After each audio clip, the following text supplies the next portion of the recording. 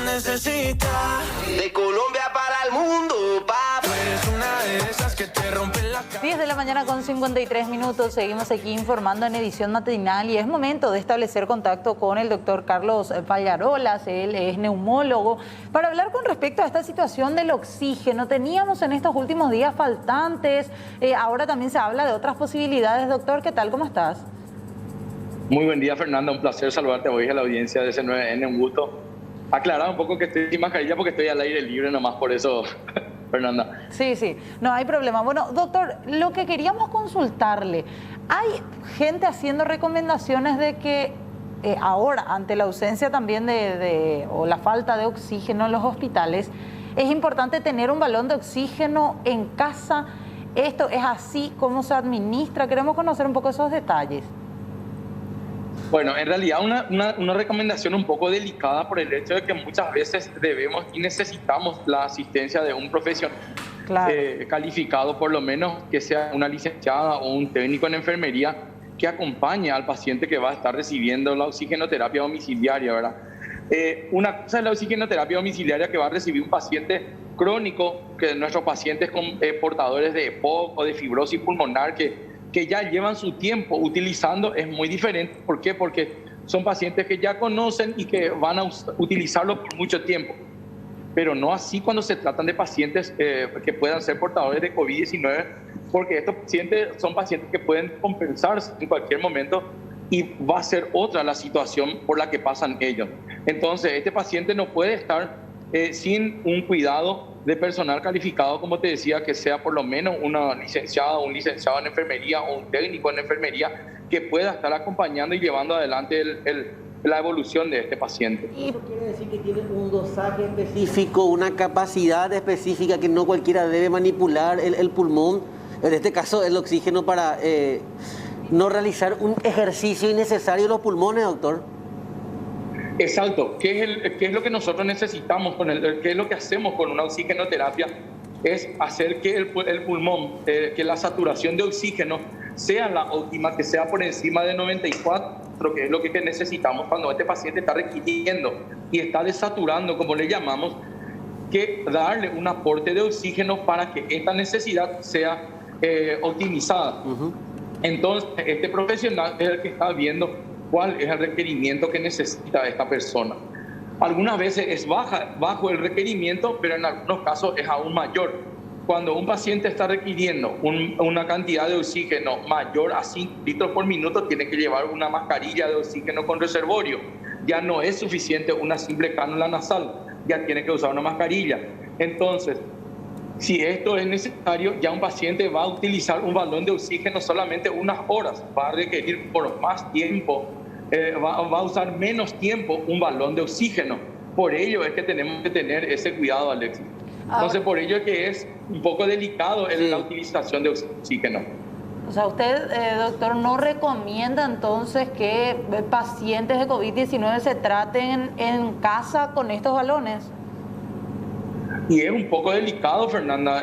Yo normalmente no recomiendo. Cuando a mí me preguntan, doctor, tengo un paciente que está desaturando, lo que sugiero es que lo lleve a un hospital cuanto antes y ver la forma en que nosotros lo que tratamos de hacer es dar de alta a pacientes que ya están ya sin requerimiento. Muchas veces adelantamos el alta de tal manera que este paciente ya pueda ir a cumplir el aislamiento en su hogar y poder ingresarle a este paciente que ya está con requerimiento y que puede ir en aumento ese requerimiento de oxígeno, porque cuando comienza a desaturar, ese paciente puede empeorar en algunas horas. Entonces, ello es que requerimos que estos pacientes vayan a un centro hospitalario. Y esto también en medio, doctor, de una situación difícil en los propios hospitales, en donde en diferentes puntos del país estamos viendo que tienen que atender en cualquier lugar, en cualquier pasillo. A pesar de todo esto, entonces se insta a la gente que siga yendo a los centros asistenciales más cercanos. Así mismo, Fernanda. Esa es nuestra recomendación, que acudan a los centros asistenciales donde va a haber un personal calificado, una enfermera, un técnico, un médico que va a estar haciendo el análisis correspondiente de ese paciente y va a ver el requerimiento que está necesitando, valga la redundancia, este paciente que acude a nuestro servicio. Entonces, por ello la importancia de este seguimiento, Fernando. Eso es muy importante destacar. es un paciente que está con alto requerimiento, es un paciente que tiene que estar bajo estricto cuidado médico y de enfermería. Y a propósito de oxígeno y apelando a su especialidad, doctor, el nivel o en este caso el índice de contaminación del aire que nosotros respiramos tiene una incidencia muy importante en estos tiempos en los cuales hablamos del COVID y el tremendo daño pulmonar que va causando. Es así, cuando un paciente está también, esa es nuestra ventaja en el hospital, en el pabellón de contingencia, que es un pabellón que está equipado con filtros EPA y compresión negativa, que está aspirando todo el tiempo ese aire de ese lugar, para de tal manera a disminuir la contagiosidad y la peligrosidad tanto para el personal como para los demás pacientes. Y ello también ocurre en los otros lugares donde hacemos que haya una mayor ventilación en lugares de tal manera a reducir la carga viral en esos lugares. Siempre que haya una ventilación, también la aerosolización es mayor, Alex. Y es lo que tratamos de evitar en todos los lugares. Ahora, los oxímetros, doctor, ¿es más conveniente tener el oxímetro en casa, hacer el control para aquellos familiares que tienen a su paciente ahí en casa con COVID-19? Sí, nos da una ayuda bastante importante, Fernanda, porque eso nos está dando una visión de cómo se está comportando ese paciente, cómo está llevando adelante su saturación, si está disminuyendo. Algunas veces puede deberse a que a lo mejor el aparato no está funcionando y esto lo hacemos el control con una gasometría arterial en un centro especializado. O sea, se hace un análisis, esta gasometría nos dice si verdaderamente este paciente está o no con una disminución de la oxigenación y entonces lo confirmamos. Y si es que eso se confirma, este paciente va a ser ingresado al servicio, ¿verdad?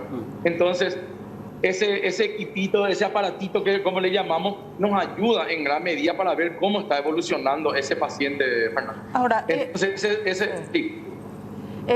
Veo nomás y encuentro una información que habla 650 personas que ya están siendo asistidas con oxígeno en su casa. Esto por parte de empresas que están vendiendo o alquilando balones de oxígeno. ¿Eso es posible en todo caso con la atención de algún personal de salud? Y puede ser que esté ocurriendo, Fernanda, y a lo mejor están las personas, hay colegas o a lo mejor enfermeras y compañías que le están haciendo un acompañamiento. Y ojalá esto sea así, de tal manera a poder, a que puedan ser evaluados por estos profesionales, porque estando solos y sin acompañamiento es un poco delicada la situación. Pero ¿y en qué situaciones pueden, por ejemplo, ser asistidas de esa manera con un control médico o de algún licenciado o licenciada? Y yo creo que han de acudir a lo mejor de una forma particular, Fernando. Yo asumo que han de estar haciendo, por ello es que estas empresas le pueden proveer, no creo que ellos le provean así de por sí nomás, porque generalmente hay una indicación al cual ellos se suelen seguir para poder proveer de oxígeno.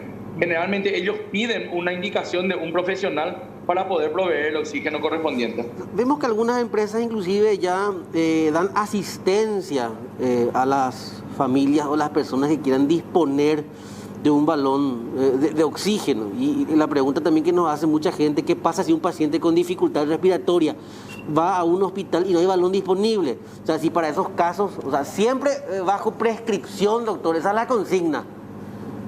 Exacto, así mismo, Alex, es así. Y siempre es bajo prescripción. Y tengo entendido porque las empresas siempre le suelen pedir, porque nosotros en nuestra especialidad tenemos muchos pacientes que usan oxigenoterapia domiciliaria. Y la empresa siempre le dice al paciente, necesito que venga el pedido a través de una indicación médica para saber a cuánto va a utilizar ese paciente su oxígeno. Entonces ellos siempre suelen pedir, porque es responsabilidad de ellos, porque no le van a proveer sin esa indicación médica.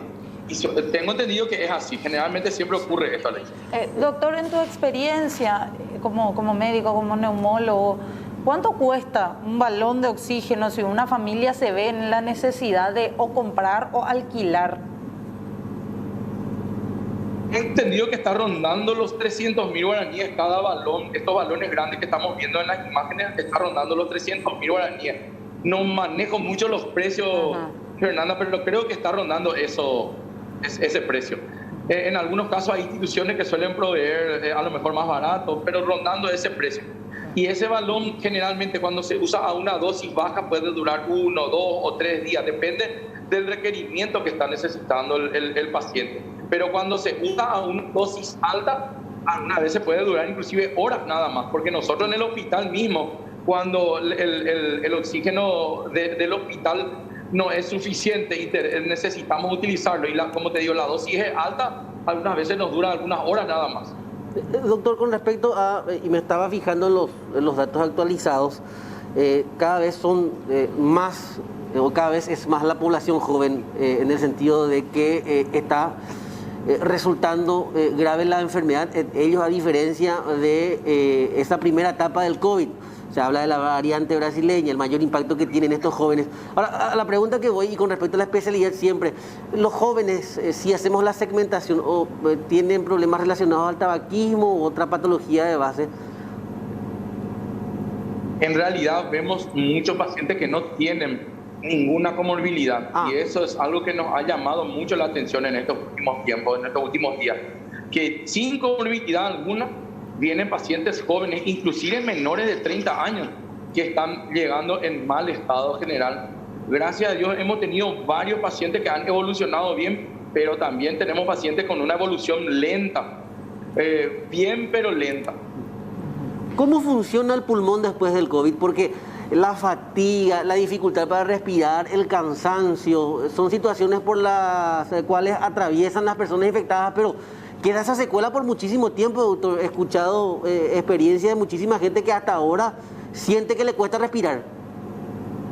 Y cuanto mayor es la afectación del parénquima pulmonar, también va a ser el mayor el tiempo de recuperación. La convalescencia es aún mayor, depende mucho del grado de afectación. También hay dolores musculares que vemos mucho en los pacientes, y esa fatiga, como bien lo decía Alexis, la famosa fatiga post-COVID, es algo que vemos bastante en los pacientes, muchas veces inclusive sin que haya una afectación pulmonar muy importante.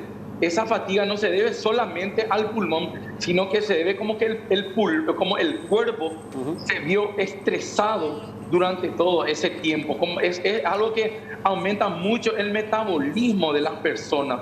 Entonces, por eso es que se insiste mucho en la hidratación de los pacientes, en que consuman líquidos con electrolitos, estas famosas aguas deportivas que utilizan los jugadores, y es durante los eventos deportivos. Es algo que nos ayuda mucho a que el paciente no se deshidrate y que no pierda mucho electrolitos. Es como si fuera que el paciente está jugando un partido de fútbol cuando está con el cuadro, Alex, y por eso la importancia de utilizar estas aguas deportivas que reemplazan. Es como si fuera un suero oral, vamos a decirle, Alex, y por eso es que después el cuerpo se ve como pasa el estrés de la afección, y queda el cuerpo estresado y fatigado en el post-COVID. Bueno, doctor, le agradecemos muchísimo por este contacto y también por los detalles que nos daba con respecto a estos temas, ¿sí?